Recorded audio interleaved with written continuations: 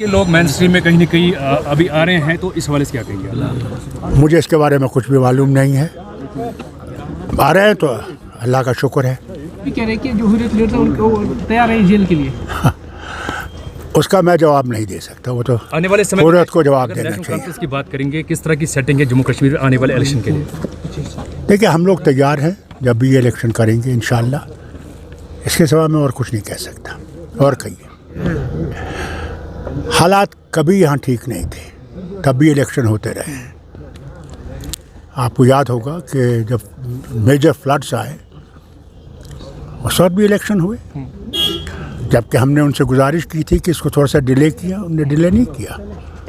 और आज 3 साल से इलेक्शन नहीं हो रहे हैं। अब आपने ट्रेड आर पार जो ट्रेड जो थी सर, वो आपने खोल दिया सर, क्या वो दोबारा से? ये गवर्नमेंट ऑफ इंडिया को करना है।